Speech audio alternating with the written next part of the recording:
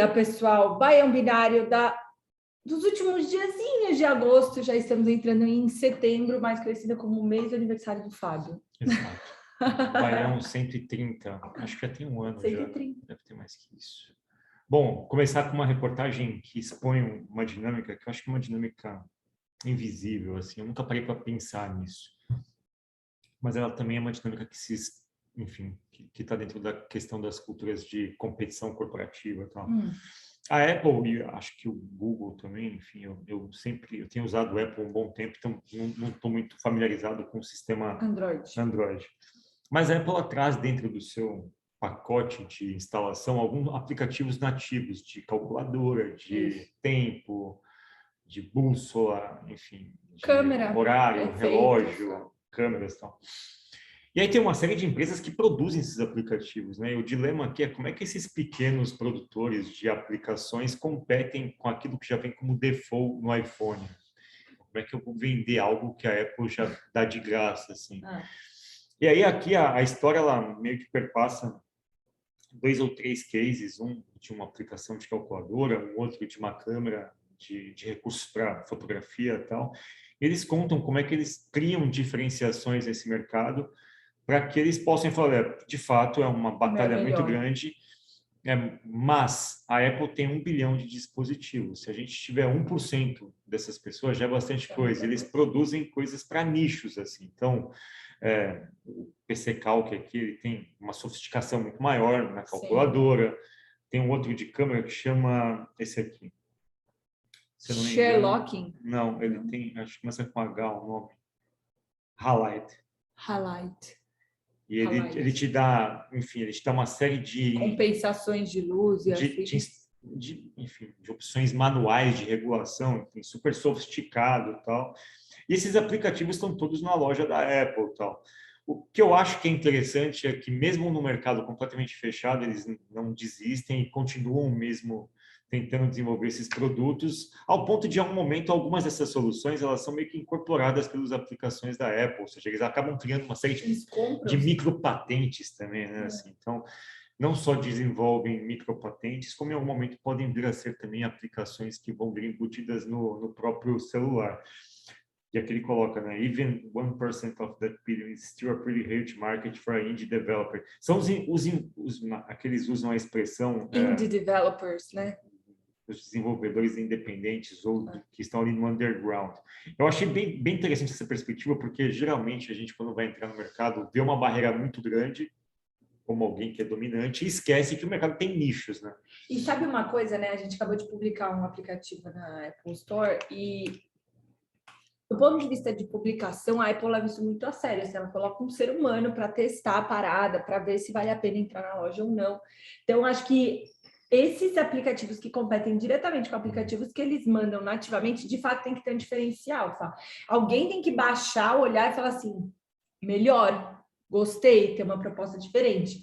Porque senão eles não deixam, de fato. Assim, no nosso caso, a gente, por exemplo, não tinha um botão de login com a Apple e o cara falou, ó, se você tem outros botões de login, tem que pôr o meu também. Então, eles são bem específicos nesse tipo de feedback. Android menos, assim, tipo, deixa o mercado autorregular, sabe? Então, de fato, esses apps têm que vir de partida com algo com um diferencial forte, senão não sobe. Então, para mim, acho que a mensagem maior aqui é de estimular as pessoas a não desistirem, assim, né? Todo o mercado está ficando muito monopolístico. Quando as coisas são monopolísticas, você não tem incentivo para alguém entrar no mercado onde ela entende que já existe, enfim, alguém que vai fazer tudo ali. Eu acho que, de certa forma, quando você olha Mercado Livre, Amazon, Magazine Luiza, Casas Bahia, dominando o mercado online, qual incentivo que você tem para que as pessoas, de alguma forma, entrem nesses mercados com soluções personalizadas? Isso, de alguma forma, também cria problemas em desenvolvimento educacional e coisas do tipo, né? Então, para mim, tem uma série de coisas que barreira estão vinculadas... de entrada, né? Não só barreira de entrada, para mim. Tem um lance de... Tem um efeito cascata do quanto isso impacta até nas gerações futuras, no tipo de trilha que essas pessoas vão seguir. Se você percebe que uma coisa é muito fechada, por exemplo, sei lá, ser astronauta. Cara, Mano, tipo, treta, isso é você pra nunca pouco, vai tal. conseguir. Então, não tem muita escola que faz isso não é um Uhum. campo de pesquisa. Tecnologia não pode se converter nisso, né? Em algo que seja restrito a uma pequena casta de pessoas, porque o mercado se fechou e se concentrou tanto, e esse é um exemplo para mim que dá uma perspectiva de como professores e educadores podem estimular as pessoas a continuarem criando coisas para essas faixas diferentes, para personalizações, até porque a gente vai entrar em alguns artigos aqui que dizem respeito à personalização também. Personalização. Boa. Segundo artigo, é esse do El País, ele está fechado, então eu tive que entrar no navegador. Outline. Hum. Aqui é o seguinte, aqui especificamente está falando é do El País da Espanha, está traduzido para o português, mas eles, enfim, é mais uma das centenas de artigos De educação, né? que falam sobre os dilemas na volta às aulas. E o que me pegou nesse especificamente, a Espanha trabalha uma revolução ali no processo educacional, tal. Fundador, quem que é o cara ali? Fundador da... Micole é um É uma projeto, escola. enfim, não, é um projeto, uma escola, enfim, uma Plataforma plataforma. neutra para procurar escolas na E Espanha. ele diz respeito exatamente isso. Quais são os principais critérios que os pais usam hoje na busca por escola? E esse Ó, foi o ponto que me pegou, porque eu falei, bom, deixa eu ver o que está acontecendo, né? E aqui eles fazem um preâmbulo sobre como a pandemia afetou, e afetou mais as escolas públicas, ó. tal. Não, e eu acho que afetou a relação com a educação também, tá? Exato. Inevitavelmente. E eles dizem que isso afetou ao ponto dos pais estarem mais próximos dos educadores, porque os Isso, pais, de alguma forma, tiveram acesso à sala de aula, né? é isso. Ficaram em casa junto com as crianças, tal. Então, acho que eles têm uma percepção melhor de como os educadores são tão influentes quanto os próprios Sim. pais na formatação de uma criança, assim. Mas quais são? Qual que é a lista? Ele faz tipo uma lista? Eles colocam aqui algumas Aí, coisas, e o que eu achei... distância de casa É, e língua. é, porque as escolas, enfim, presenciais, né? Então, Titularidade do centro, se é público ou privado ou concentrado, se é religioso ou laico, distância de casa e idioma. e eles colocam que depois disso também se tem um comedor, né? Se tem refeitório Nossa, e transportes. sabe o que eu estava esperando? Eu acho que eu estava esperando demais, tipo, qual que é a pedagogia, qual que Então, é a mas linha tem pedagógica. isso que eu acho interessante, tem isso. Tem aqui as atividades extracurriculares, o que eu acho que tem uma coisa meio estereotipada, né? Robótica, eu não sei onde que Trabalho robótica, doméstico, eu não xadrez. sei como robótica ganhou tanto status nas escolas, honestamente, eu não compreendo, assim. Por quê, Fá? Porque eu acho que a forma como você coloca a robótica é como se a gente fosse, enfim, ensinar as crianças a criarem robôs.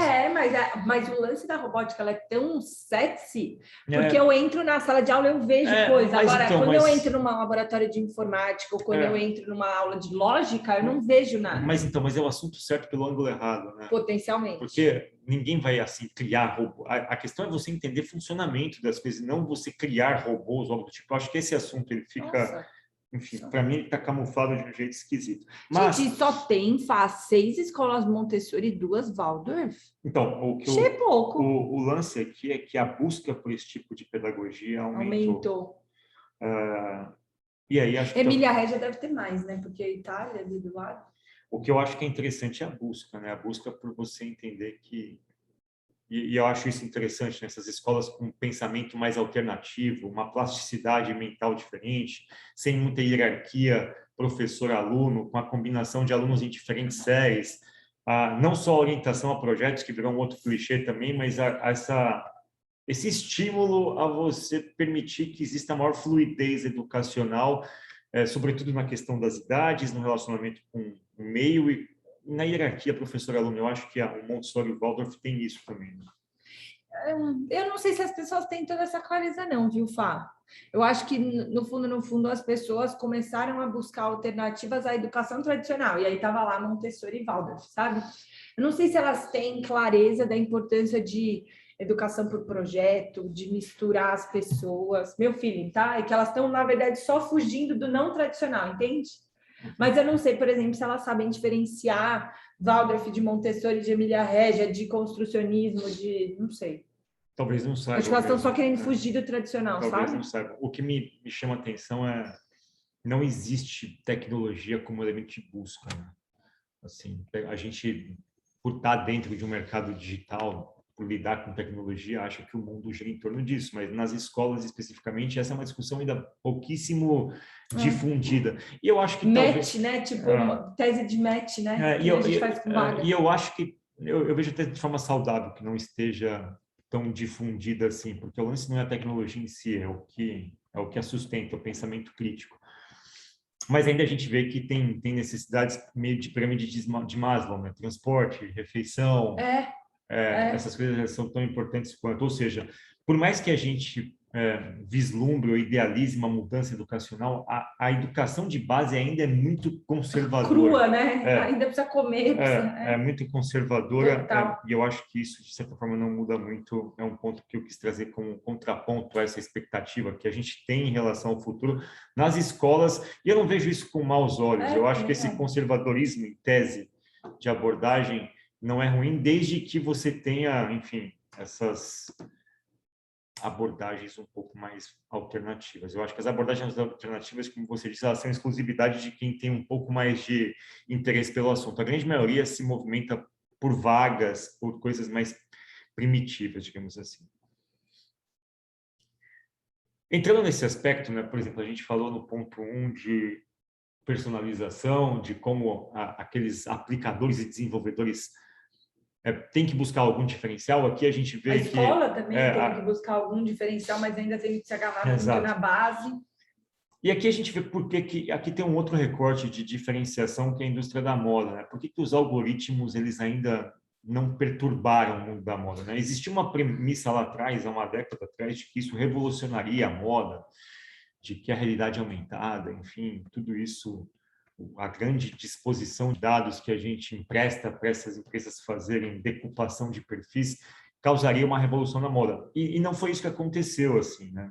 E aí, especificamente esse artigo do Financial Times aborda as empresas que surgiram, fala especificamente de uma que é uma das mais, enfim, essa Stitch Fix, famosíssima. Que é a que se destacou graças ao uso de dados e tal, mas o que eles falam... A Stitch Fix foi no início dos e-commerces, né? Se levantou a bandeira de que a grande barreira de entrada era não servir. E aí a Stitch Fix meio que se colocou como provador virtual, sabe? Que é uma teoria que todo mundo, né, fala muito. Só que aí o que ferrou um pouco com o Stitch Fix foi que as lojas começaram a aceitar a devolução. Então, assim, cara, o e-commerce tinha que se resolver antes da tecnologia amadurecer, entendeu?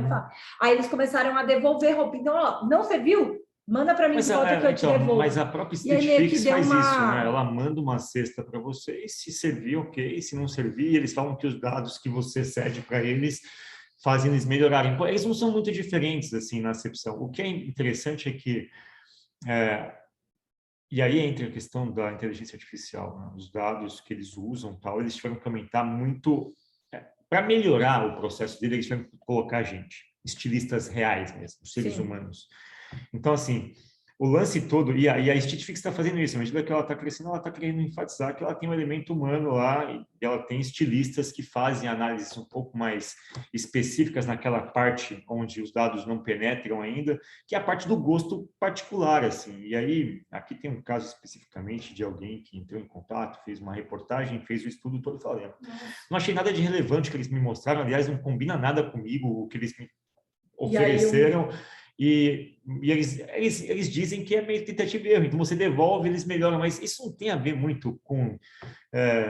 ou seja, não é tão diferente assim do processo tradicional. O que eles dizem aqui, resumidamente, é que moda envolve uma questão de gosto muito particular, que é indecifrável da inteligência artificial. Então, assim, tipo, ok, a gente pode juntar quantos dados forem suficientes, mas isso ainda não vai servir para criar uma experiência de personalização, porque as pessoas elas têm gostos e paladares que não necessariamente e que estão combinados com contato com o meio, que não são, as pessoas não olham para trás. Padrão, né? Exato. A inteligência artificial diz, legal, essa pessoa consumiu tudo isso e ela tende a consumir isso. Tipo, isso em termos de moda, quando diz respeito a um gosto que ele é construído socialmente, talvez tenha pouco a ver com a reverberação estatística, sabe?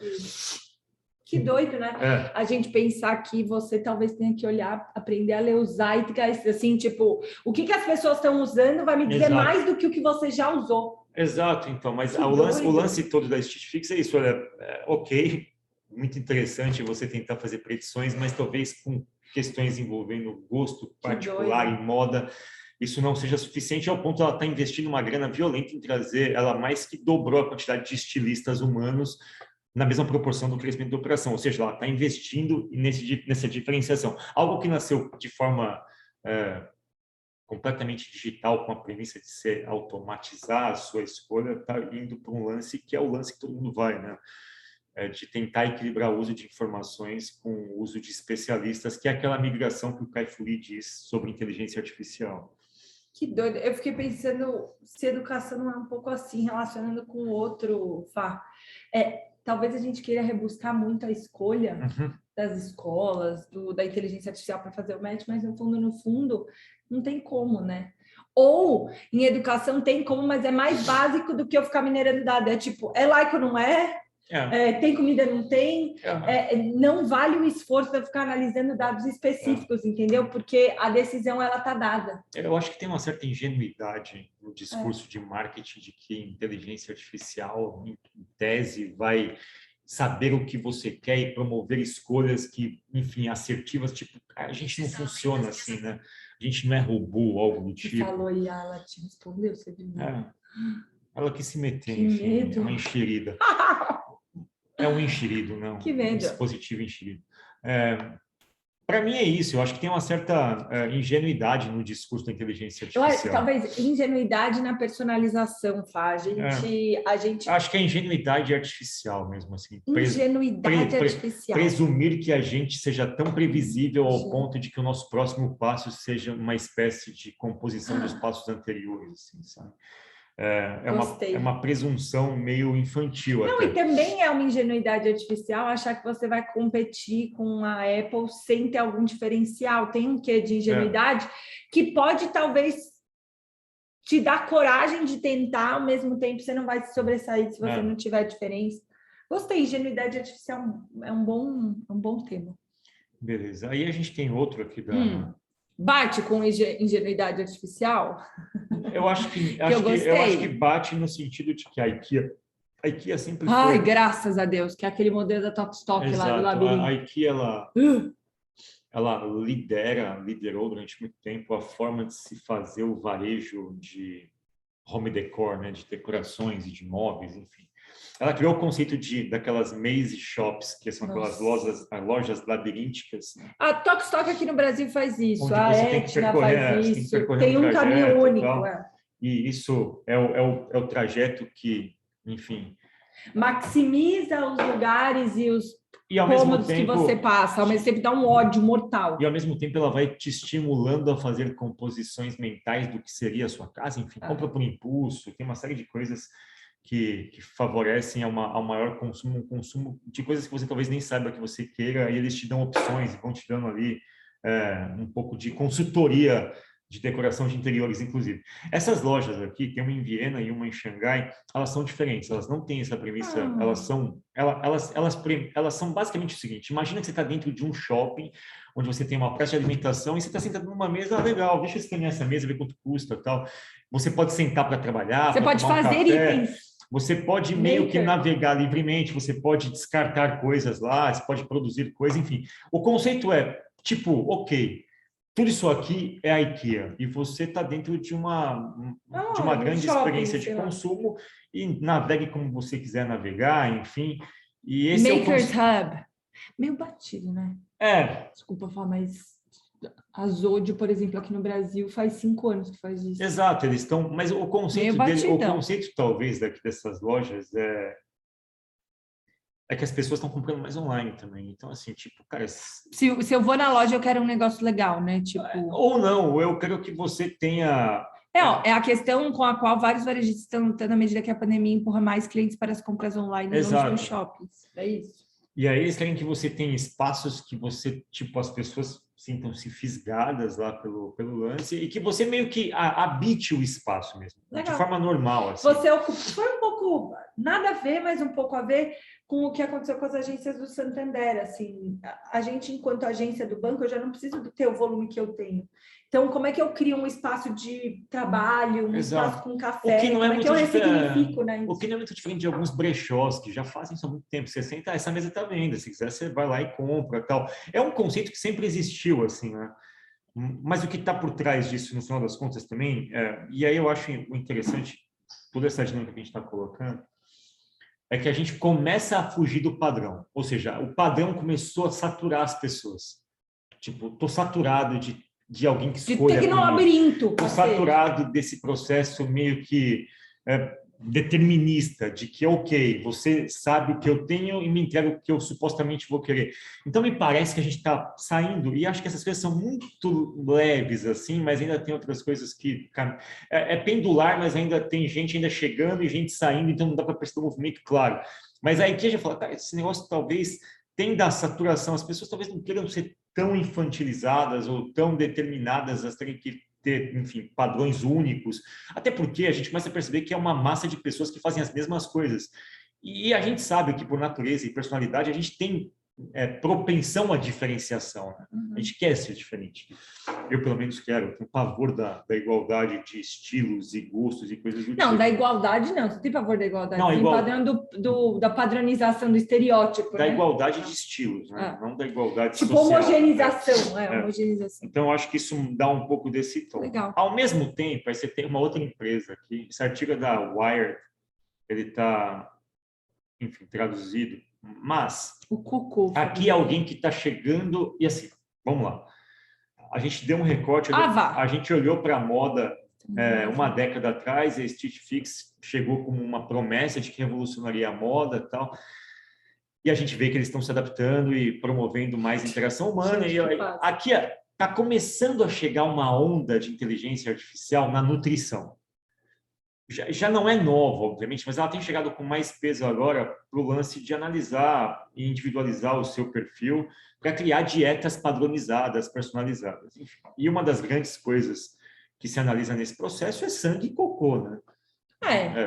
É uma parada que passou pelo seu corpo. A gente analisa sangue e cocô e eu fico pensando, ok, aí você... E é menos invasivo o cocô, né? Vamos ser bem sinceros. Analisa, sei lá, flora intestinal, tem umas expressões mais técnicas. Nutrição de precisão.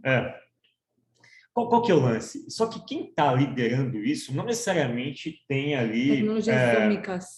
Não está sustentado por paper científico, coisa do tipo. É meio que um negócio do tipo, olha, a gente analisa o seu cocô e te dá o nosso produto, sabe? Nosso produto, enfim, analisa o seu...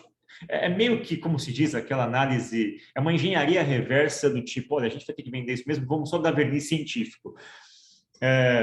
Ou seja, no final vai continuar vendendo sua barrinha de cereais dizendo que aquilo é a coisa mais importante. Começa com isso e eu não sei até que ponto isso vai avançar para coisas realmente personalizadas, mas eu acho que as coisas personalizadas geralmente vão redundar em pós e em soluções, né? Porque você não tem como fazer, obviamente, uma mudança do alface, da vaca ou da fruta, né? Tipo, você pode recomendar dietas específicas, mas o lance todo é que esse mercado é um mercado gigantesco. Isso bomba.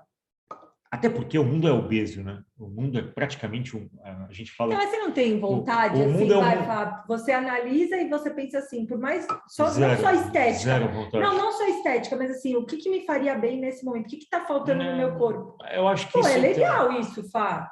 Sem necessariamente uma pressão estética, mas saber o que me faria... Eu sei o que falta no meu corpo bem. Basicamente é fruta, verdura e legume que eu não como. Eu sei disso. Isso é natural. Assim, gente, a gente sabe disso. A gente sabe que a gente come um monte de lixo industrializado, ultra e mega processado.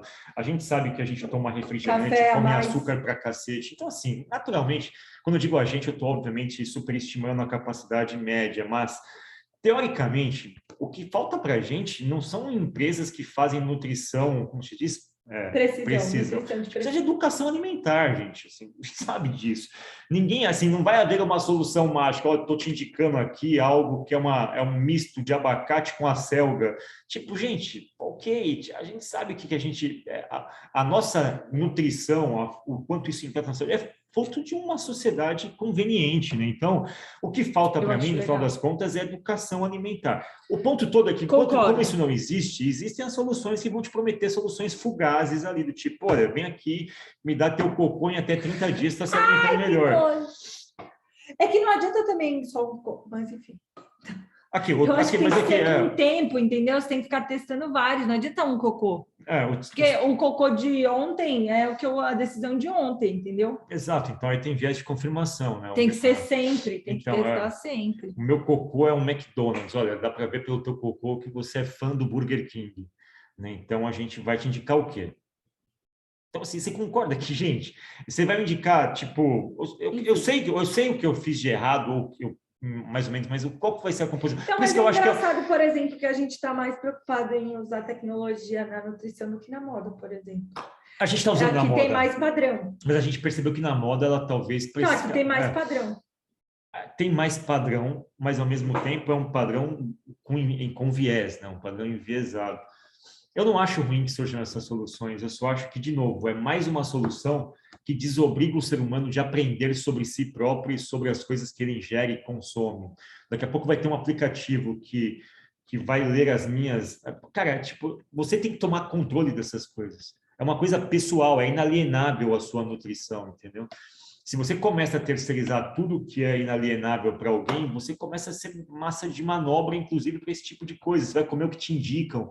Porra, em que ponto da história a gente perdeu o contexto ou contato com o processo de escolha e de interpretação de como Ingenuidade alimento? artificial total, a gente se deixou artificializar. Exato, e aí, beleza, tá aqui minha bosta, me diz que eu tenho que comer. É bem assim, essa frase acho que ela sintetiza o que a gente faz hoje, né? Seguinte, analisa a minha merda e me sugere o que eu não fazer de merda no futuro. É isso, não tem que pensar muito. Pega minha bosta e me diz o que eu tenho que fazer. Isso é tudo. A empresa é assim. O que é consultoria? Tá aqui, minha empresa faz essas bostas. Pega meu cocô aqui e me diz o que eu tenho que fazer. É tudo, né? Enfim. E aí a gente só não entende o que a gente faz de errado. A gente só espera que alguém corrija. Mas eu acho nutrição mais legal ainda. Eu acho legal se ela permitisse que você aprendesse. Assim, isso. Eu acho que existe um caminho, Fábio, porque é um lance que tá que tipo você não tem como analisar isso. Então, tudo que abre espaço para novas análises eu acho legal, desde que, obviamente, a gente não fique dependente. Eu sei, mas é uma análise que ela cria de novo um nicho.